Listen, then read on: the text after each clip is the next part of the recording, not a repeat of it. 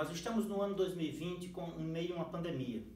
E nesse momento nós temos as eleições para acontecer. Para haver as eleições é necessário haver convenções partidárias. E essas convenções, como vão acontecer no meio da pandemia? Eu sou Narciso Fernandes e estamos aqui debatendo as regras do jogo das eleições de 2020. Nós estamos aqui hoje com o Dr. Leonardo Cunha. Dr. Leonardo Cunha é um especialista na área de direito digital, é uma pessoa que é um advogado, é uma pessoa que estuda os aspectos que envolvem o direito digital, que envolve toda essa lógica do mundo digital no direito. E ele vai nos orientar aqui se é possível organizar as convenções de uma maneira que possa haver as convenções online, mas mesmo assim garantindo a segurança do voto dos participantes das convenções, a participação das pessoas que estão naquela convenção, de modo a que aqueles que não são votantes possam participar. Como isso é possível, doutor Leonardo? Isso é possível de ser organizado, garantir que os partidos políticos organizem essas eleições. Isso se faz como? Por meio de instrumentos que todo mundo está usando.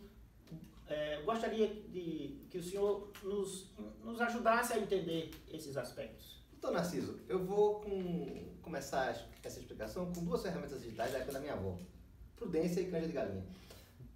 Por que eu digo isso? Porque as pessoas saíram da prudência para um temor absoluto. E temor absoluto, pânico, não é prudência, nem é canja de galinha. Prudência e canja de galinha fazem muito bem. Agora, pânico ou o completo desligamento achando que não existe risco resulta na falta de gerenciamento de riscos. A vida política é uma vida de assumir riscos para buscar vantagens, assim como o mercado financeiro também é uma vida de assumir riscos para buscar vantagens. Então, risco zero significa a possibilidade zero de se eleger. Sim. Vamos primeiro combinar isso. E aí vamos pensar o mundo digital. Como é que se gerencia risco? Primeiro pensando prazos da maneira mais conservadora possível para ter backup. Ou seja, é possível fazer uma eleição, uma convenção virtual numa cidade do interior e nesse dia que você marcou para a convenção, embora a empresa que está te atendendo esteja na nuvem nos Estados Unidos, ou todo o equipamento na nuvem em São Paulo, em algum lugar, sabe, que tem energia solar, que não vai faltar luz, mas na sua cidade teve um blackout naquele dia. Sim. A internet funciona muito pouco nessas situações. Então as pessoas precisam ser previdentes, pensar os prazos com antecedência e se organizar para fazer a convenção de forma digital. Eu entendo o seguinte: é importante que as pessoas pensem que a convenção tem duas dimensões. Uma dimensão jurídica e uma dimensão festa da democracia. Sim. E é importante não perder essas duas dimensões.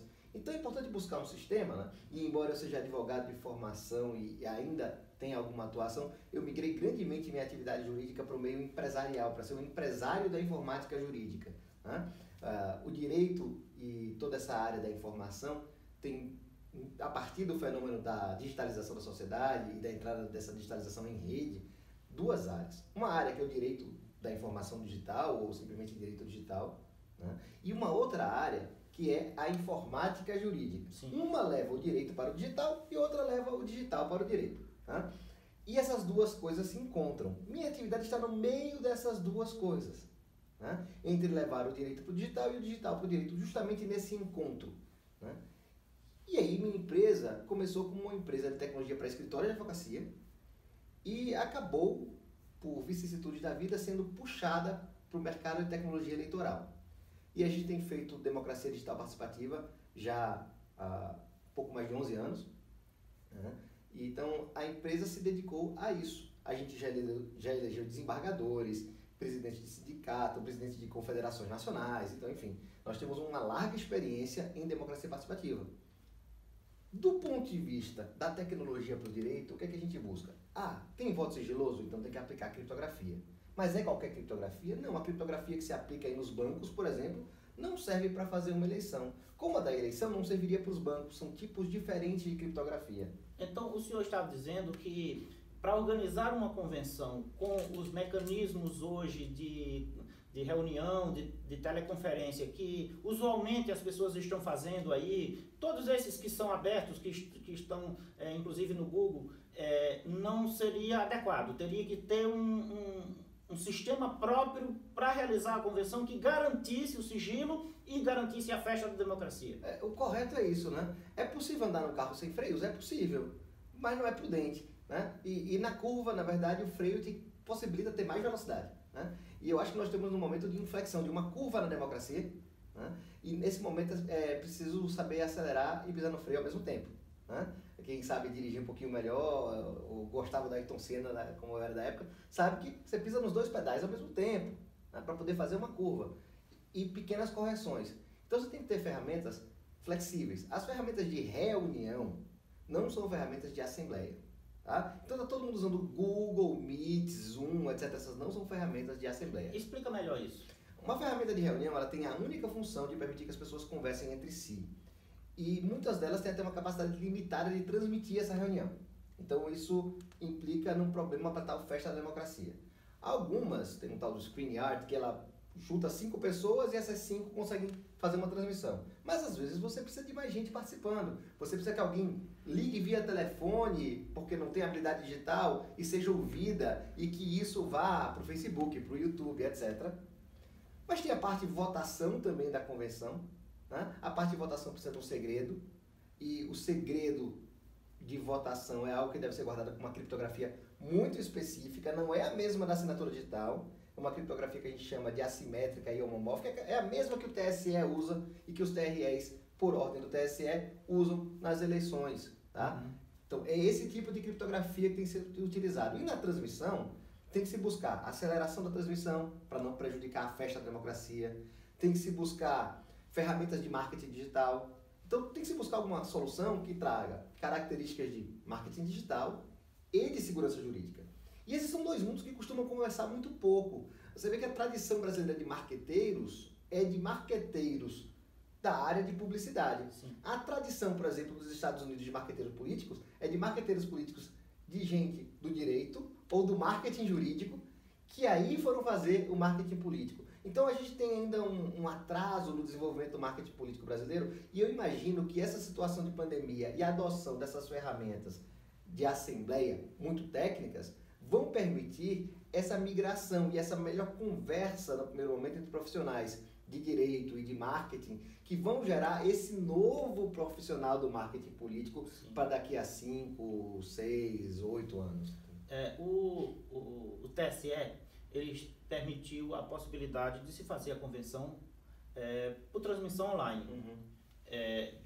Mas ele exige que tudo seja gravado. Na verdade, o TSE exige que haja uma possibilidade de auditar essa convenção. Por quê? Porque uma convenção normal, presencial, você coloca tudo numa ata, todo mundo que tem dever jurídico assina, tem uma lista de presença, e aquilo é a verdade factual contada pela narrativa da ata. E como transmutar, eu não sei se é possível, mas transmutar essa realidade de uma ata que vai ser juntada num processo de registro de candidatura para um vídeo, para uma auditoria, para que o TSE possa ter certeza de que aquilo foi feito dentro da legalidade, que não houve fraude. Né? Você tem que saber, numa convenção você escolhe números de candidatos e escolhe por ou votação ou por sorteio. Normalmente a lei fala de sorteio, mas se tem alguém que já tem aquele número e disputa 2 números, pode ir para votação. Então o sistema é mais complexo do que simplesmente transmutar numa ata. Antes era mais fácil, você transferia tudo isso para uma ata e estava resolvido. Como seria agora? Vamos lá. Primeira coisa, eu queria falar do sorteio. Existem ferramentas virtuais que simulam a aleatoriedade, ou seja, simulam aquela imprevisibilidade do cair de uma bolinha de um globo. Mas eu digo simulam. Se alguém souber o código, e alguns deles têm códigos conhecidos, é possível desfazer aquele sorteio. Portanto, não foi sorteio. A única coisa que eu digo que é muito caro, mas é tecnologicamente possível fazer um sorteio digital. Você tem que colocar sabe, você vai em Angra 1 ou Angra 2, pegar a saída do reator, e a saída do reator nuclear é absolutamente aleatória, como cair de uma bolinha. Uhum. Então isso é impossível de se fazer. Não... É impossível de se fazer na prática, a não ser talvez na candidatura para o prefeito de Angra. Mas, porque aí é muito fácil, é só fazer um convênio com a usina e buscar aqueles números zerozinhos. Isso está fora dos 570 né? Então, fora para a candidatura do prefeito de Angra e para os vereadores de Angra, isso é absolutamente inviável. Né? Todos esses sorteios virtuais são, enfim, simulações. Tanto que as grandes loterias do mundo todas usam sorteios convencionais. Físicos. A bolinha realmente do globo. Gira e cai. E esse da bolinha caindo do globo é o melhor de filmar. O melhor que se faz é filmar o sorteio. Isso. O sorteio nunca deve ser digital. Filmar o sorteio e, se possível, respeitando o distanciamento social, né? Também filmar a presença de testemunhas naquela quantidade que a lei exige. Uhum. Tá? Então, isso já gera algo auditável. Imagem é relativamente fácil de auditar porque a luz é algo que se comporta na natureza de uma maneira diferente do que quando ela é editada em computador. Então, qualquer perito verifica se se frauda uma imagem. Agora, tem uma questão também. Depois de editada várias vezes, a imagem perde essa capacidade de ser auditada. Então, é muito importante guardar os vídeos originais, sem edição, etc., para fins de fornecê-los à justiça eleitoral, né? De conseguir provar por perícia que aqueles vídeos são corretos. Mas não só isso. Todos os chats, por exemplo, você faz uma participação que as pessoas podem, além de ter voto, ter voz. Aqueles chats devem ser gravados, então tudo que se escreve deve ser gravado. Então, vamos explicar para as pessoas. O senhor está dizendo, primeiramente, o sorteio não deve ser eletrônico. O sorteio deve ser físico e filmado para que seja auditado depois. Exatamente. Então, o vereador que vai ter o número, sei lá, o número... Não vou falar nenhum número aqui para não cometer o risco de falar o número de partido, mas digamos que o vereador vai ter aquela sequência de números que que para vereador são 2 mais 3 dígitos. Isso. Então, sempre são 2, que significa o número do partido, isso aí não sorteia, porque já é o número do partido dele. E os outros 3 dígitos, que é a sequência que, assim, e isso dá disputa.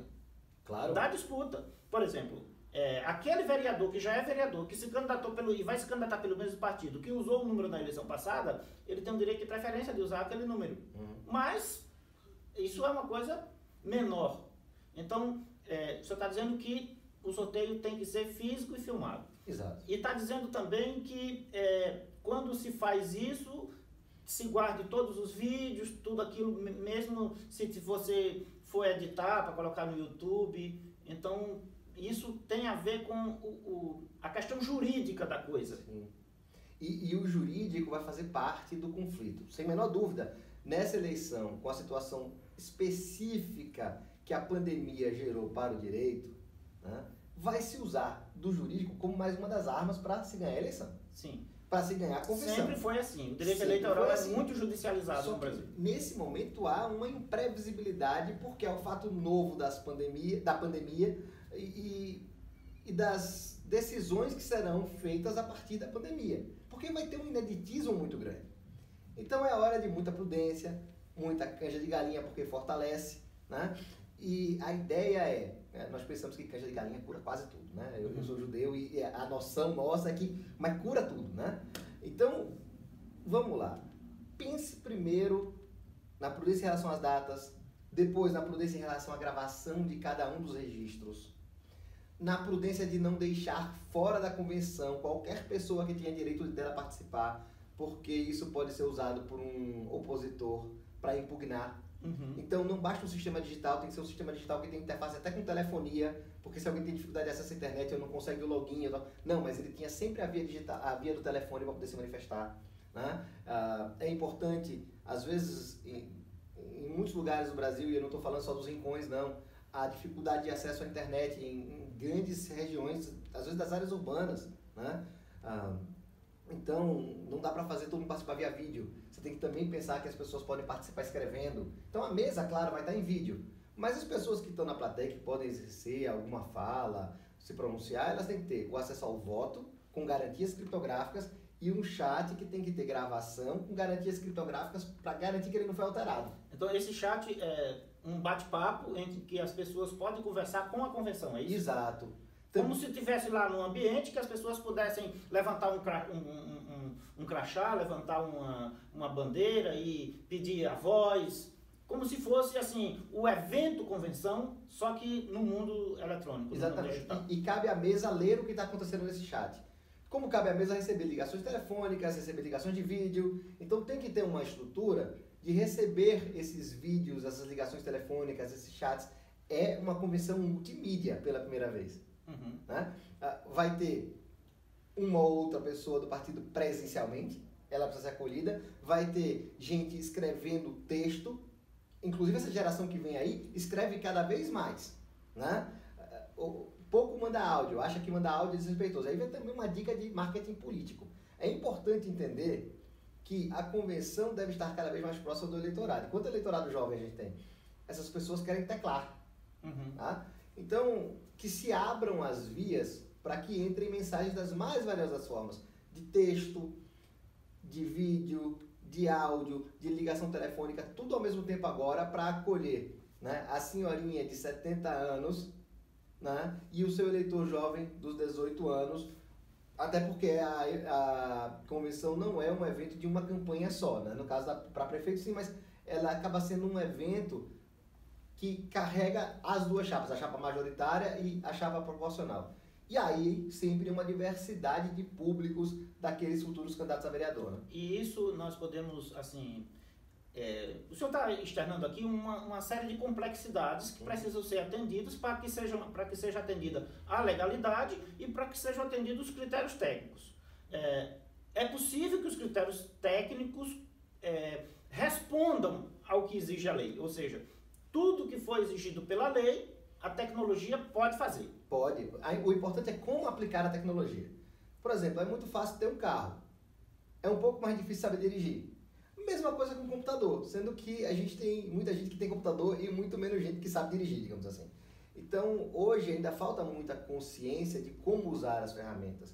O mundo jurídico é composto em grande parte por pessoas que têm pouca intimidade com informática, que usam a informática quase como uma máquina de escrever, que usam o computador para gerar documentos PDFs, que na verdade é fingir que a informática volta para a época do papel. O PDF é isso, né? A não ser aqueles graficamente muito bem construídos, é isso. Então, o mundo do direito ficou um pouco alheio. E agora, na hora da pandemia, ele está tendo que engolir um pouco o goela abaixo as realidades que estão tecnicamente prontas no mundo da informática jurídica há 10, 15, 20 anos, mas que o mundo jurídico não usava, às vezes, por preguiça de conhecer. E agora está tendo que recorrer a isso. A gente teve lá na empresa uma quantidade de organizações que nunca tinham feito uma assembleia virtual. Todas elas querem fazer assembleia virtual de uma hora para outra, mesmo as mais tradicionais. E isso também mudou o perfil do nosso cliente. A gente agora teve que aprender a lidar com um cliente que não tem tanta intimidade com tecnologia. Porque antes, quem fazia os eventos virtuais eram justamente aquelas organizações mais ligadas ao mundo virtual. Pois é isso que eu ia questionar agora. O senhor migrou da advocacia, do mundo jurídico, propriamente dito, de comissões de OAB, que o senhor já participou e etc., mas migrou para esse mundo, eu não sei se se estaria falando errado, do TI, da tecnologia da informação, mas não só da informação, mas digital. E o senhor está falando aí de mecanismos. Teria como nós termos aqui, nesse vídeo, nesse momento, não uma simulação, mas passo a passo, o que aconteceria numa Assembleia Digital, para a gente ficar mais claro, para que fique mais claro para quem está, porque nós aqui, nós falamos para coordenadores de campanha, nós falamos para candidatos, nós falamos para dirigentes partidários, então nos descreva assim um passo a passo tecnológico e nós vamos, talvez, quem sabe, colocar a imagem desse passo a passo para que as pessoas possam acompanhar. Claro. Vamos primeiro desconstruir a ideia de que há um único passo a passo. É preciso imaginar, e a computação evoluiu a partir dos anos 90 para isso de uma maneira muito forte, né? Nós já estamos em 2020, então falando de coisas de 30 anos de idade, né? Que é parar de pensar numa rotina única. Sim. e pensaram o que se chamou de programação orientada a objetos.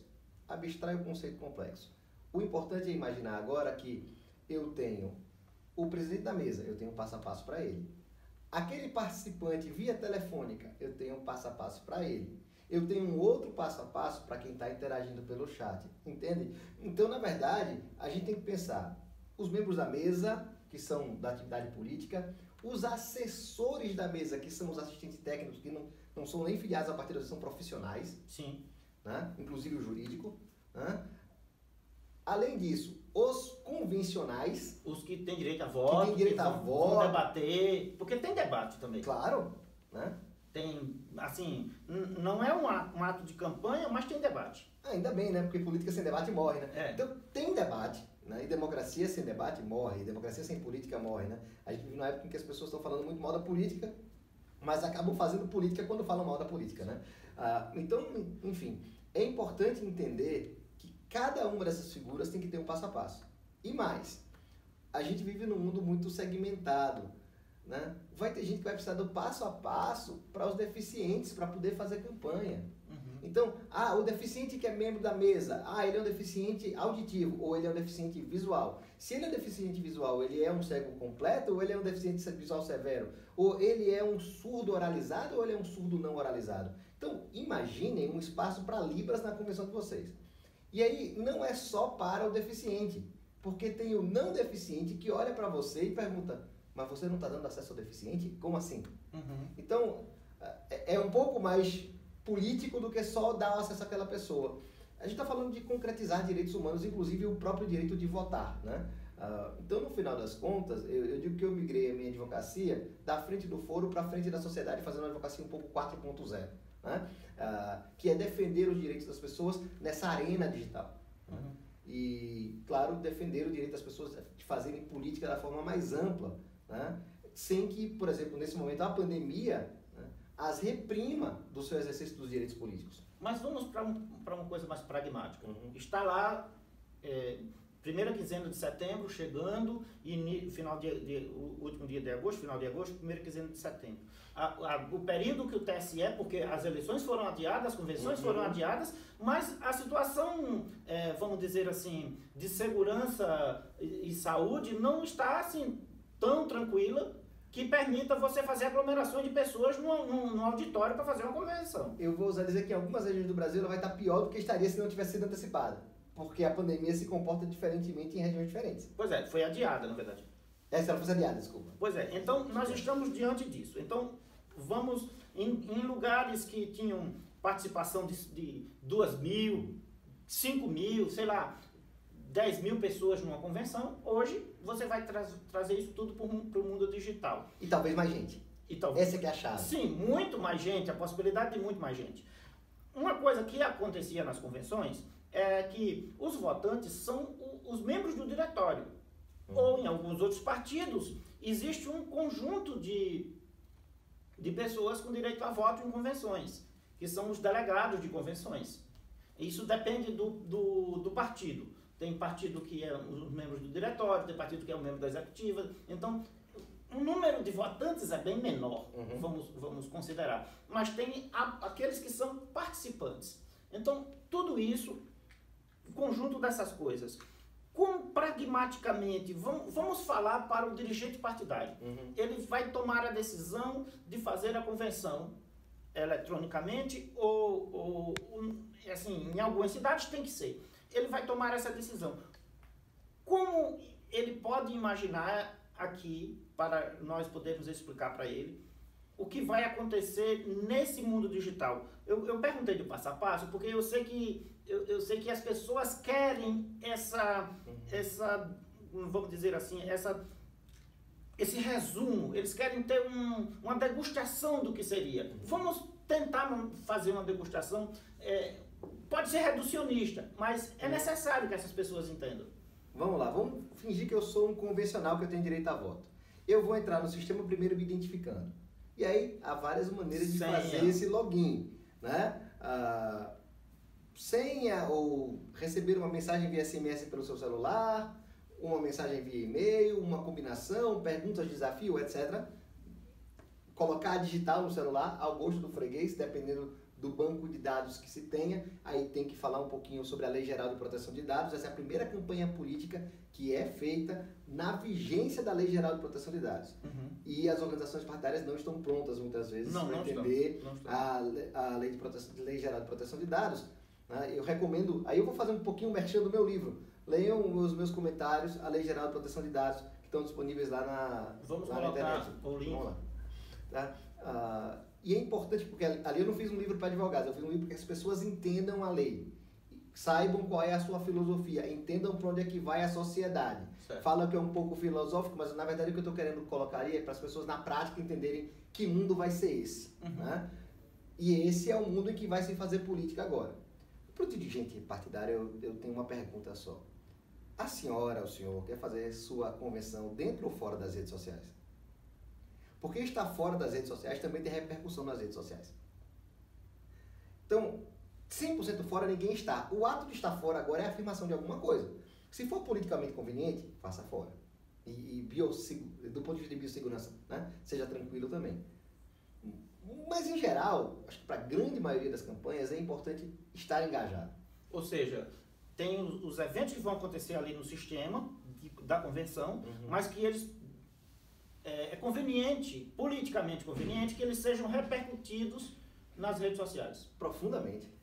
Né? Então, é preciso entender que daqui por diante, depois dessa primeira convenção virtual, todas as demais, por mais que tenham um aspecto presencial, serão, ainda que em parte, virtuais. Mas nós temos um problema. Ato de campanha. Nós temos um problema que a convenção não pode ser um ato de campanha.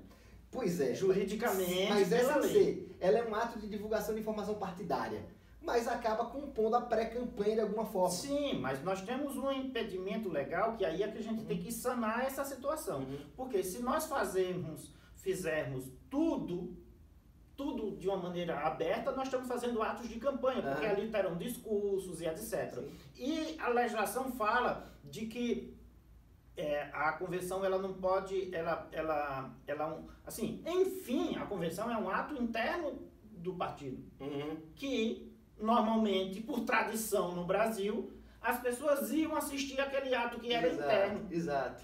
Então, tem que haver uma prudência, como o senhor falou no começo, de como fazer isso de maneira a não ferir a legislação e de maneira a também não dizer, não existem redes sociais. Eu vou falar... A chave é não divulgar, não esconder, deixar repercutir. É um mantra. Não divulgar, não esconder, deixar repercutir. Ou seja, faça um pré-cadastro, que as pessoas tenham login. Então, aquele ato vai ser acessado só pelas pessoas com login. Mas permita que elas compartilhem por rede social. Quem vai dizer que o povo na rua, que não é agente partidário, não pode repercutir alguma coisa?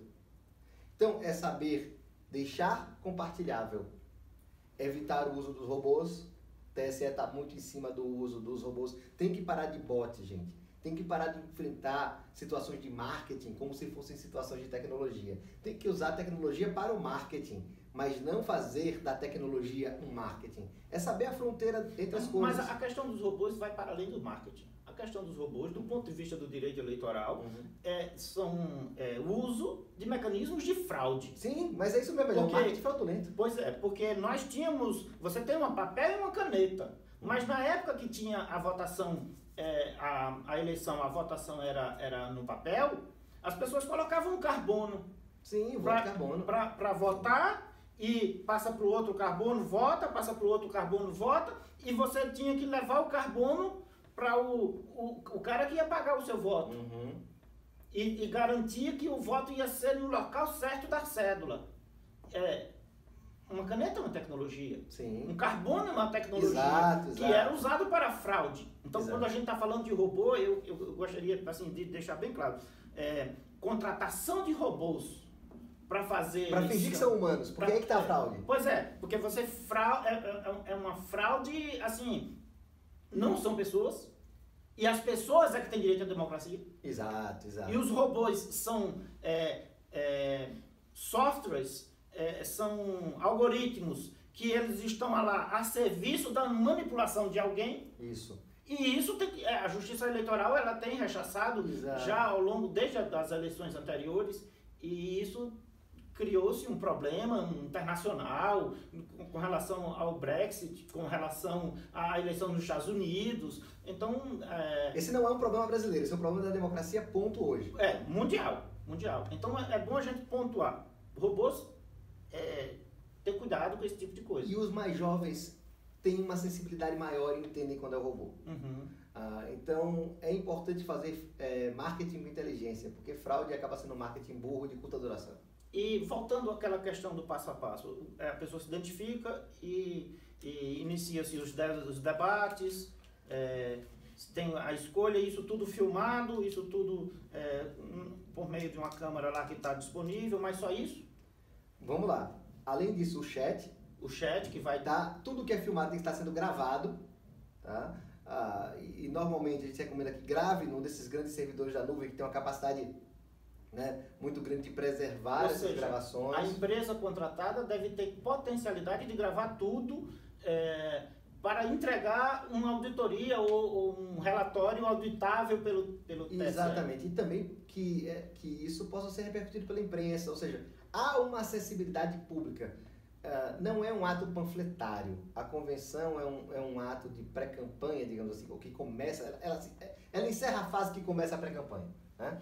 Ela é uma encerra a fase da pré-campanha e começa a campanha. Encerra a fase da pré-campanha e começa a campanha. Ela é uma festa, portanto, da democracia interna do partido. Uhum. Ela não é de panfletagem, mas ela é de conscientização, né? Então, vamos lá. A pré-campanha está na rua, as pessoas já estão arrecadando. Deve estar pouco esse ano, porque dinheiro está pouco, aquela arrecadação do digital, né? Aí depois vem as convenções. O que é a convenção? É o fechamento de um ciclo e o começo de outro. Sim. É mais ou menos como o nascimento, encerra-se a gravidez. O partido estava grávido da campanha e agora vai fazer o chá de revelação. Digamos assim. E isso tem um certo... É uma fase de transição, é a última coisa de pré-campanha, já é uma festa. Então é importante registrar a festa, deixar que ela seja festa. E claro, durante a campanha, pode-se usar o que foi produzido digitalmente na convenção. Então é aproveitar a convenção como um grande espaço de produção de coisas que serão usadas digitalmente na campanha depois. Sim, aí a campanha, quando for liberada a campanha... Então, na internet, a campanha pública mesmo. Isso, então você pode fazer um ato preparatório de campanha, com todas as características de ato de campanha, mas não divulgado como ato. Porque o que é a campanha, juridicamente falando, é essa divulgação extensiva. Por isso que chama propaganda eleitoral. Propaganda, exato. Né? Então, você faz todo o marketing, mas fica numa característica do que o pessoal do marketing chama de endomarketing. Faz tomadas, tudo pega discurso, pega momentos simbólicos. E tem uma riqueza nas convenções que é como que o partido pensa, isso se revela nas conversas. Uhum. E muitas vezes eu sinto na propaganda política brasileira uma falta da transparência disso. As pessoas lá fora pouco sabem o que o partido pensa e eu acho que isso chama interesse. Tem uma oportunidade de criar um conteúdo muito interessante nessa virtualização das convenções, sabe? De verdade. E se discute os problemas da cidade, porque a convenção municipal é muito interessante. Os problemas são dissecados. Essa questão é relevante e eu gostaria de apontar para ela, porque nas eleições municipais você discute desde o nome da rua, a questão de saúde, de educação, a questão do posto de saúde, questões muito locais. Uhum. Mas com a globalização, as questões locais, elas têm um efeito global sempre, porque você diz, não, a questão de saúde, aí pandemia, uma epidemia mundial. Então você conecta situações locais com situações no mundo todo. E é possível você assistir, vamos dizer, se você é um membro do partido, é possível, numa situação dessa de fazer uma convenção virtual, é possível você não estar nem no país. Sim.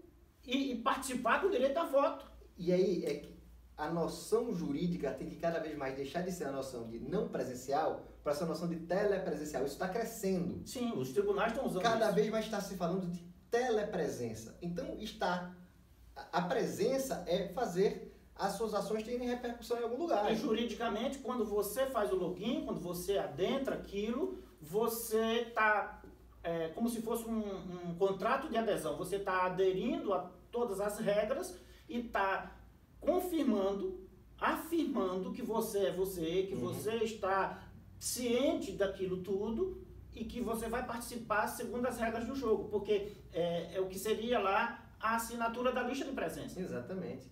Olha, se o nosso dinheiro está presente nas redes, se a nossa propaganda está presente na rede, se a nossa juventude está presente na rede, como é que nós é um novo tipo de presença, né? Então, as pessoas falam de educação à distância, não existe educação à distância, o que existe é a proximidade educacional que destruiu a noção de distância que tinha antiga.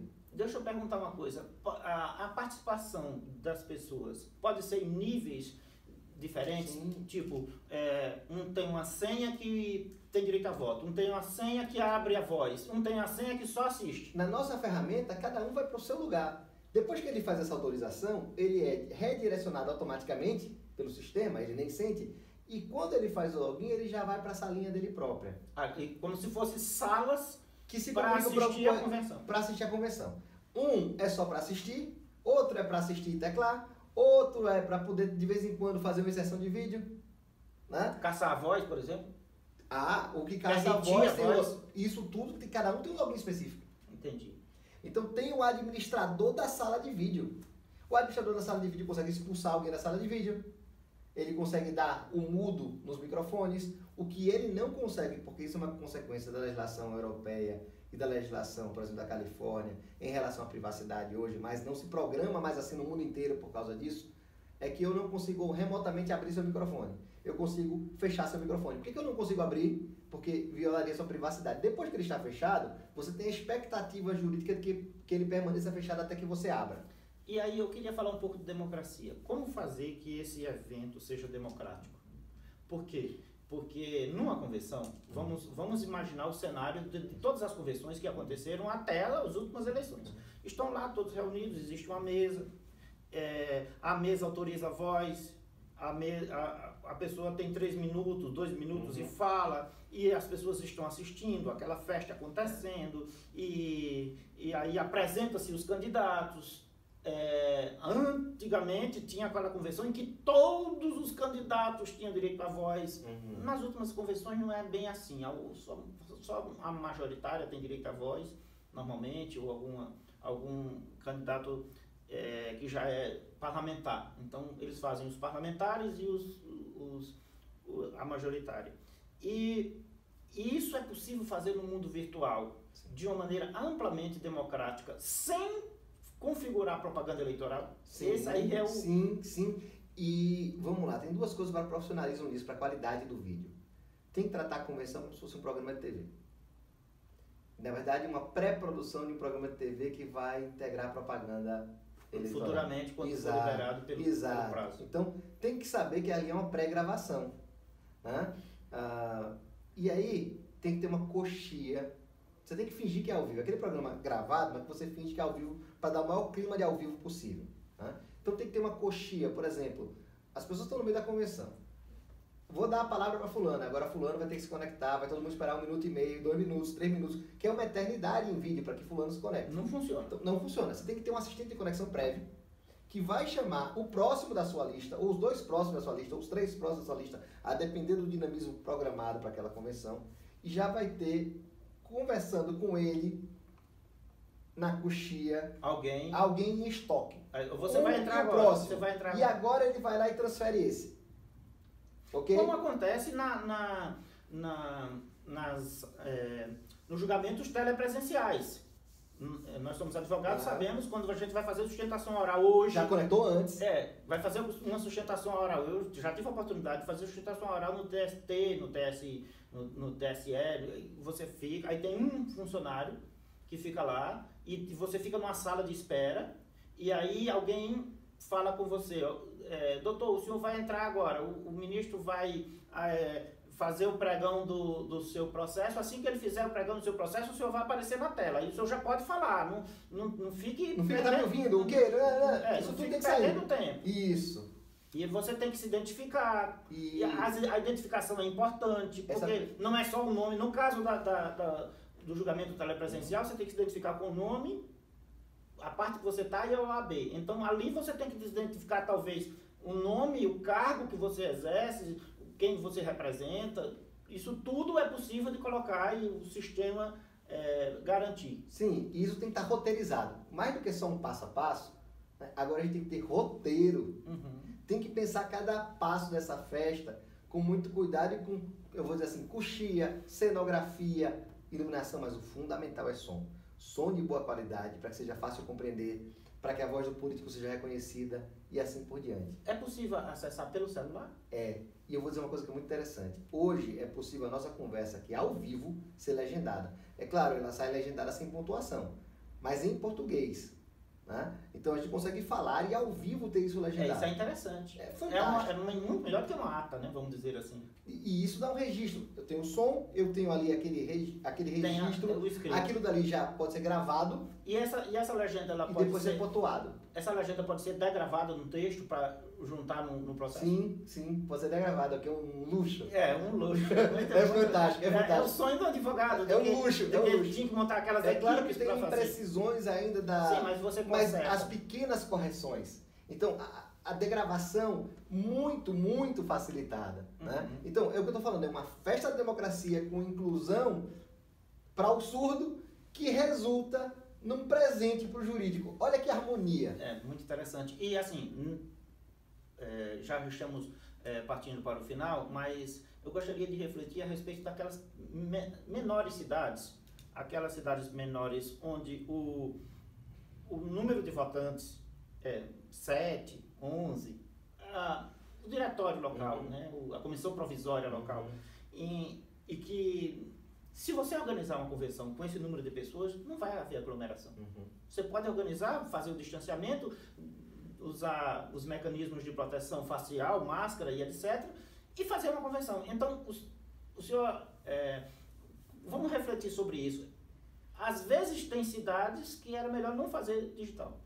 Olha, eu diria assim, talvez tenha cidades em que os trâmites oficiais não precisam ser digitais, mas perder a oportunidade de inserção em rede social desse evento tão marcante, nesse momento que a gente vive, eu acho que é um tiro no pé político muito grande. Mas tem a questão de que, por exemplo, as pessoas não têm a noção ainda de se comportar nesse mundo digital. Não estou falando de analfabetismo. Pessoas letradas, mas que para o mundo digital não são tão letradas assim. E não vão saber muito conduzir. E pode correr o risco de ter algum problema no registro de candidatura porque não fez todos os passos a passos que a lei exige. Porque estava muito preocupado em fazer o digital e não sabia fazer. Faz gravado e depois entrega para alguém fazer o corte. Né? Eu acho importante se produzir som de qualidade, vídeo de qualidade. E esse é o resumo principal. É o resumo. E agora, quem precisar fazer ao vivo, porque precisa da conexão das pessoas, né, ali fluindo, né, que faça ao vivo. Quem não precisar fazer conectado, que faça, como a gente chama, offline, faça desligado da rede, mas depois procure assessoria para, por exemplo, hoje degravar tudo é muito facilitado. E essa degravação tem um efeito jurídico muito interessante, tem um efeito de inclusão muito interessante, dá uma clareza. A gente, às vezes, está vendo um filme em português que tem uma legenda em português, por acaso, por algum motivo, você acaba lendo os dois. E como política tem muito a ver com o reforço da mensagem, aproveita, grava com o texto, com a fala, com som de qualidade. Né? Então, gente, para os partidos, para os dirigentes partidários, a gente tem ainda no marketing político uma fraqueza do marketing do partido em relação ao marketing dos candidatos. A convenção é um momento do partido de se reforçar a imagem do partido. Né?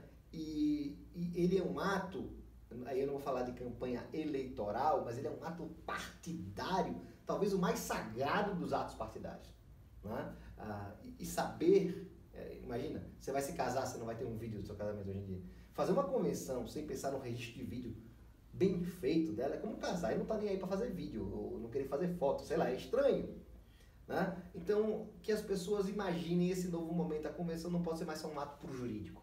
É possível que nessas eleições, por conta da situação que nós estamos vivendo, pode ser que isso não seja tão profissional, isso não seja tão perfeito, mas o senhor acha que é inexorável, é inevitável que isso entre no mundo da política de uma maneira definitiva? Olha, a política não passou pelo rádio? a política não passou pelo telefone, como é que ela vai ficar fora das redes sociais? A política está em tudo que a gente faz agora. Se o jornal era o mais importante de uma época, então para a política o jornal era o mais importante. Quando o rádio se tornou mais importante, então para a política o rádio se tornou mais importante. Em algumas regiões o rádio é fundamental.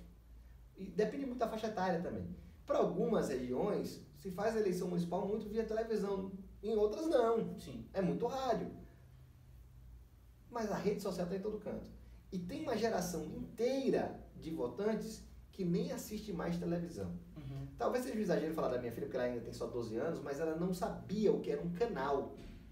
Quando foi explicar o que era um canal de TV, ela sabia o que era canal do YouTube, mas canal de TV ela não sabia. O que é canal? E a sua filha tem 12 anos? Tem 12 anos. Né? Aí ela lembrou que quando ela era mais novinha, eu tive que lembrar, olha, quando você era mais novinha, você não sabia acessar o YouTube, você ficava no controle remoto assim, assim. Ah, aquilo que é canal, aquilo que é canal. Então, se você quer estabelecer um canal de comunicação com o seu eleitor... Tem que acessar os vários canais. Os vários canais. Bom, eu agradeço muito a presença do Dr. Leonardo Cunha, que nos brindou com essa aula sobre tecnologia, eleição, voto, todo esse mundo de informações que parecem complexo, mas o senhor consegue traduzir para uma linguagem mais popular da política e dizer... Vou dar para o senhor fazer as suas considerações finais e coloque também as suas...